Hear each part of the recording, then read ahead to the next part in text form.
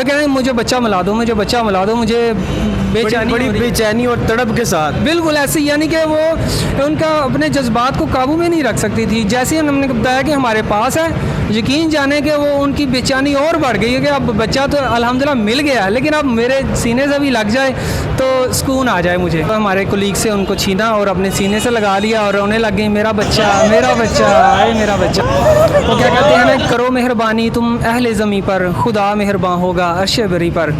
तो वो समा देखकर यकीन जाने के हमारे दिल में भी जो है रोंगटे खड़े हो गए, रोने लग गए कि ये क्या सीन है, अल्लाह ने कैसी बच्चे और माँ के अंदर एक मोहब्बत डाली होती है कि इसके बगैर गुजारा नहीं है।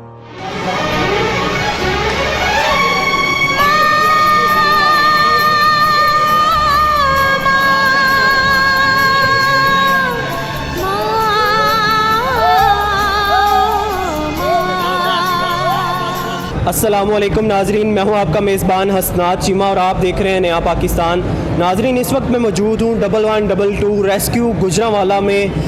कुछ रोज़ कबल की एक वीडियो सोशल मीडिया पे वायरल होती है कि एक बच्चा अपनी माँ से बिछड़ गया था और रेस्क्यू 1112 ने उस बच्चे को रेस्क्यू करने के बाद उस माँ तक किस तरह पहुँचाया था। ये स्टोरी हम उस आई विटनेस से जानते हैं। हमारे साथ मौजूद हैं सुहेल साहब, इनसे जानते हैं इन्होंने बच्चे को कैसे रेस्क्यू किया, वालिदा के जो तासुरात थे, जो जज्बात थे, इनकी ज़ुबानी सुनते हैं। अस्सलाम वालेकुम। वालेकुम अस्सलाम। सुहेल भाई, मुझे ये बताएं कि बच्चा कहाँ से रेस्क्यू किया गया और उसकी कहानी क्या है? बिस्मिल्लाहिर्रहमानिर्रहीम। हम यहाँ पर अफ्तारी की तैयारी कर रहे थे तो अचानक एक रिक्शा वाला आए हैं। थोड़ा लाउडली बोलो। एक रिक्शा वाले आए हैं और उन्होंने हमें बच्चा एक हैंड ओवर किया। वो कह रहे थे कि ये बच्चा जो है ना, ये बाज़ार में गुम हो गया था और रो रहा था। तो मैंने सोचा कि जो है ना, इसको मैं अपने रिक्शा पर जो है ना सवार करूँ और रेस्क्यू 1122 जो एक बात अदारा है, इनके हैंड ओवर कर देता हूँ। तो मैंने कहा इनके बारे में कोई मज़ीद इन्फॉर्मेशन कि ये मतलब किन के साथ था, या अकेला था, या मतलब क्या मामला है। उन्होंने कहा मुझे ऐसा लगता है कि जो है ना, इसकी वालदा इसके साथ थी या इसका कोई रिश्तेदार था जो कि इनसे जो भटक गया था। तो बाद में रोने लग गया और मैंने काफ़ी वहाँ कोशिश की कि कोई मुझे वहाँ मिले, लेकिन ऐसा कुछ भी ना हुआ। तो फिर मैंने सोचा कि मैं 1122 के अदारे को ये हैंड ओवर कर देता हूँ, तो वो कोई बेहतर इक़दाम करके बच्चे को जो है ना वालिदैन के सुपुर्द कर देंगे। तो जैसे ही बच्चा हमें मिला, हमने बच्चे से प्यार वगैरह किया और बच्चे को कहा कि आपने परेशान नहीं होना, आप महफूज हाथों में हैं। तो इस सिलसिले में फिर हमने एक टीम अपनी भिजवाई पीछे बाज़ार की तरफ। उन्होंने ऐलान वगैरह करवाया एक बच्चा जो है गुम हो गया, उसकी तकरीबन 5 साल उम्र है और वो जो है ना रेस्क्यू 1122 के ऑफ़िस के पास है, हमारे पास मौजूद है। तो काफ़ी कोशिश करते रहे, फिर बच्चा रो रहा था। हमने सोचा जो हमारी गाड़ियाँ जो है ना वो जाती हैं लोगों को रेस्क्यू करने, चलो इनके साथ बच्चे को भेज देते हैं, चलो इसका दिल बहल जाएगा। तो 1-2 दफ़ा हम जो है इस तरह भेजा है मुख्तलिफ़ एमरजेंसीज़ पर। तो ऐसे ही जो है ना, उनकी वालदा अचानक यहाँ से नमोदार हुई हैं बच्चे के मामू के साथ। तो उनसे हमने पूछा कि जी आप किधर हैं? उनका मेरा बच्चा गुम हुआ है, तो मैं यहाँ से ढूंढती हुई आई हूँ कि हो सकता है कि 1122 के ऑफ़िस में किसी ने पहुँचा दिया हो।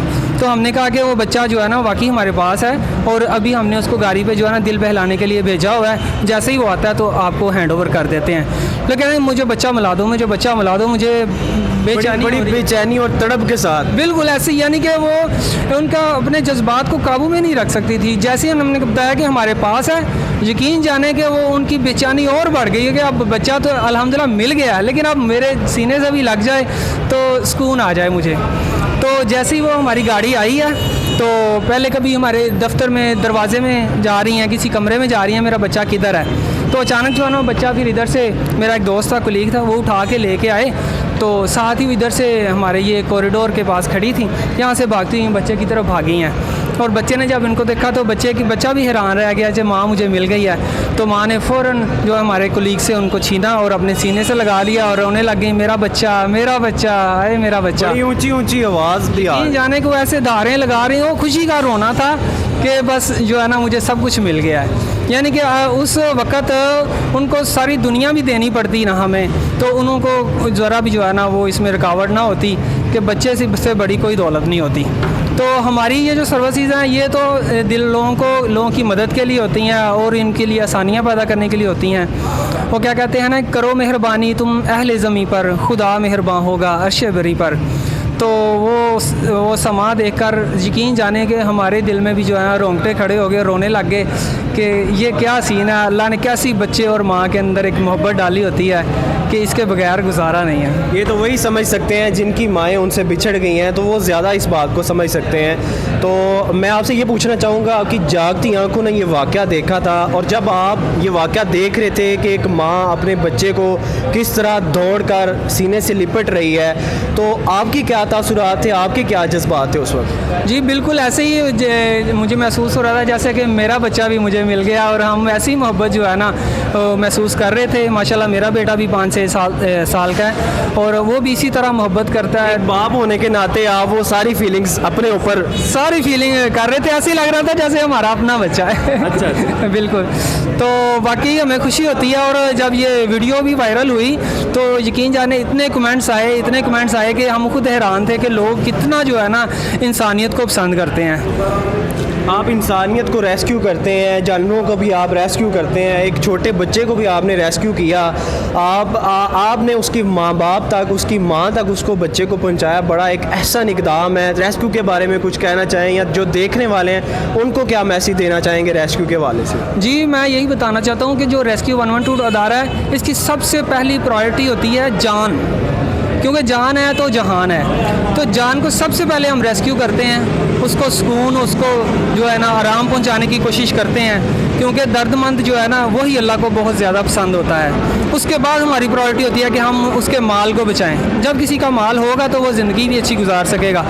तो उसके बाद मज़ीद हम जानवरों के साथ भी इसी तरह करते हैं, क्योंकि जानवर इस हमारी नेचर का हिस्सा हैं। अगर जानवर, परिंदे, ये सारी चीज़ें ख़त्म हो जाएँ तो ये दुनिया बिल्कुल सुनसान हो जाए।